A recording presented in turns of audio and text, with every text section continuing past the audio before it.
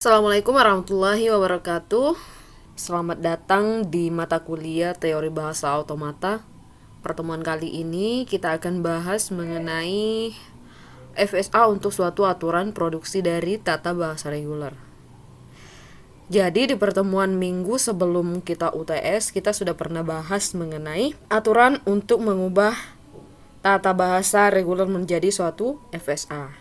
Nah, kalau yang sekarang kita kebalikan daripada pertemuan yang minggu sebelumnya. Kali ini kita akan coba untuk FSA suatu aturan produksi dari tata bahasa reguler. Jadi dari tata bahasa reguler kita bentuk menjadi suatu FSA gitu ya. Kita tidak hanya dapat mengubah dari suatu diagram transisi FSA menjadi aturan-aturan produksi ya, akan tetapi kita juga dapat mengkonstruksi diagram transisi FSA dari aturan-aturan suatu tata bahasa reguler. Nah, seperti yang saya katakan tadi ya.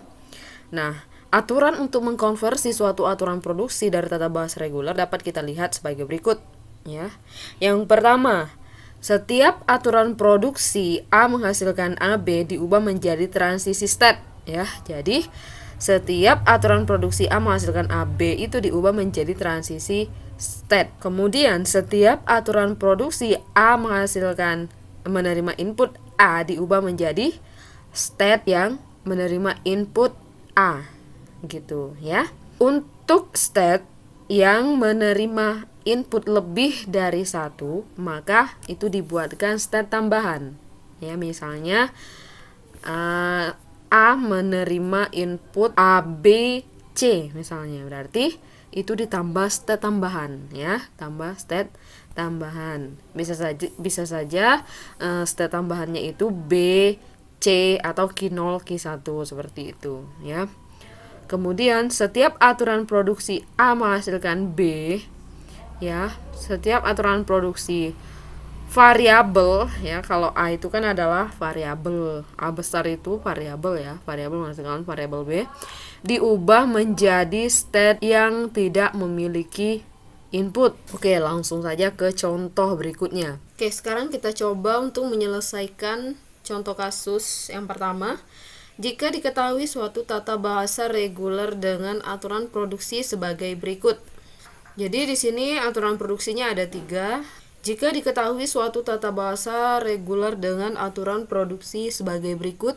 Yang pertama, dari aturan produksi S dapat dijelaskan bahwa dari state awal di sini adalah S, mendapat input A menjadi state B, dan dari state S mendapat input menjadi state A, dan dari state S ini merupakan state akhir karena ada simbol E. Jadi kalau di sini di ujungnya ada simbol E, jadi menandakan bahwa S itu adalah state akhir. Sekarang kita identikan dengan state ya. Jika kita identikan S ini adalah Q0 dan A adalah Q1 dan B adalah Q2.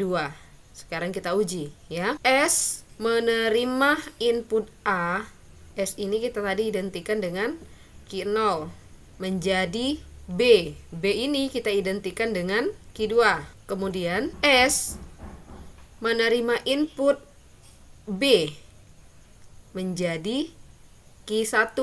Jadi A ini adalah Q1. Dan kemudian S ini adalah state akhir. Nah, sini ada empty di ujungnya. Aturan produksi A menghasilkan input A, B, A menuju S. Kita coba. A tadi adalah Q1. Dari state A mendapatkan input A menjadi state baru yaitu Q3. Kemudian dari Q3 mendapat input B menjadi Q4. Dan dari Q4 mendapat input A menjadi S. S ini adalah Q0. Sekarang kita coba. A ini adalah Q1. Mendapat input A menjadi Q3. Ya, Q3 ini seperti yang saya jelaskan bahwa jika inputnya melebihi 1, kita tambahkan state baru. Jadi Q3 ini adalah state baru, di mana state baru ini menerima input A, dan B, ya. Jadi dari Q1 ini adalah A, menerima input A menjadi Q3. Jadi input A-nya yang ini. Kemudian Q3 mendapat input B. B-nya yang ini ya, input B yang ini menjadi Q4. Ya, Q4 ini adalah tambahan state, ya.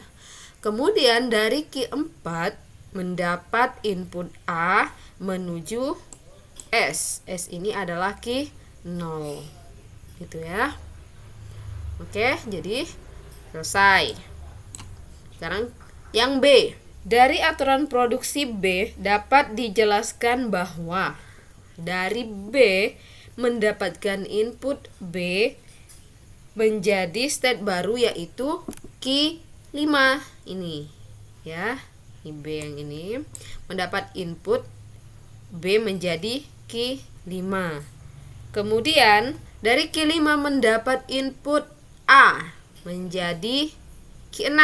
B mendapat input B, ya. Input B dari Q6 ini mendapat input B menuju S. S itu adalah state akhir. Jadi ke sini larinya. Kembali ke state akhir, gitu ya. Jadi contoh pertama selesai. Oke, sekarang kita coba untuk contoh kasus yang kedua. Jika diketahui suatu tata bahasa reguler dengan aturan produksi sebagai berikut. Dari aturan produksi ini dapat kita jelaskan bahwa dari state S mendapatkan input A menjadi state baru yaitu Q1. Dapat input A yang ini menjadi state baru, ya. Kenapa state baru? Karena di sini inputnya lebih dari 1. Kemudian dari Q1 mendapat input B menjadi state A atau Q2, ya. Jadi dari Q1 mendapat input B yang ini menjadi Q2. Q2 ini kita identikan dengan A. Oke.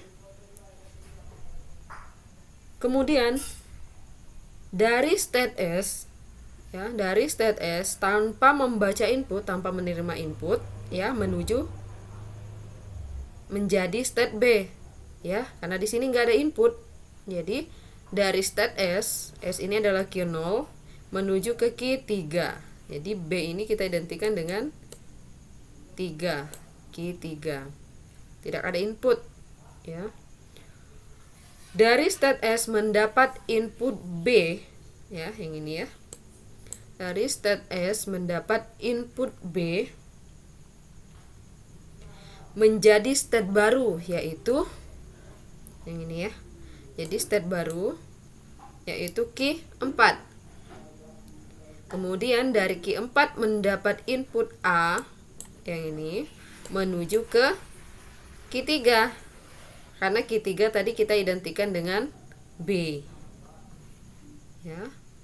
Kemudian state S ini merupakan simbol awal dan simbol akhir karena di sini ada simbol empty. Kemudian aturan produksi yang pertama sudah selesai. Sekarang kita coba aturan produksi yang berikutnya. Dari aturan produksi ini dapat kita jelaskan bahwa dari state A mendapat input B, ya, dari state A mendapat input B menuju atau menjadi state Q0. Oke, kemudian kita coba untuk aturan produksi berikutnya. Di sini ada aturan produksi A, dapat kita jelaskan bahwa dari state Q2, nah Q2 ini tadi kita identikan dengan A, menerima input B menuju Q0 atau S, ya. Kemudian dari A, state A yang ini ya, Q2 mendapat input B menjadi Q5. Kenapa Q5? Karena setelah Q4 adalah Q5. Ini Q5 ya, bukan Q0. Q5. Jadi inputnya B. Oke, ini sudah selesai. Kemudian aturan produksi yang berikutnya dari Q3. Q3 ini kita identikan dengan B, ya. Dari Q3 mendapat input A menuju Q0 atau S, yang ini, ya. Oke. Jadi untuk contoh yang kedua ini sudah selesai sampai di sini. Sekarang kita coba untuk contoh yang ketiga. Jika diketahui aturan produksi suatu FSA adalah sebagai berikut. Yang pertama, kita coba selesaikan yang aturan produksi yang pertama. Di mana dari state S atau Q0 mendapat input A akan tetapi tetap menjadi state S, ya. Jadi mendapat input A menuju state S. Nah, state S itu adalah Q0. Dari state S mendapat input B menjadi Q1. Ini ya, menjadi Q1. Jadi B ini adalah Q1. Mendapat input B menjadi Q1. Kemudian dan menjadi state baru karena di sini ada input yang sama. Input yang sama, ya. Tetapi di sini tidak ditunjukkan adanya state yang lama, maka dari itu kita bentuk state yang baru, yaitu Q2. Ini B-nya, yang ini ya. Nah, sedangkan Q2 ini adalah state akhir. Kenapa? Karena di sini B adalah simbol terminal, ya. B adalah simbol terminal yang tidak memiliki variabel di samping kanannya. Maka dari itu, state yang baru dibentuk dengan input B ini adalah state akhir, ya, menjadi state akhir, dan juga tidak ada panah yang keluar dari Q2 ini, gitu, ya. Kemudian kita lanjut ke aturan produksi berikutnya. Dari aturan produksi berikut ini dapat kita jelaskan bahwa dari state B, ya, dari state B atau Q1, ya, mendapat input C menjadi state baru, yaitu Q3, ya. Jadi Q3 ini adalah state baru yang dihasilkan oleh input C ini, ya. Oke, ini selesai. Dan dari Q3 mendapat input A menuju S atau Q0, yang ini. Dan untuk saat ini sampai di sini saja. Jika ada pertanyaan kalian boleh ajukan di kelas kita, ya. Sekian dari saya. Assalamualaikum warahmatullahi wabarakatuh.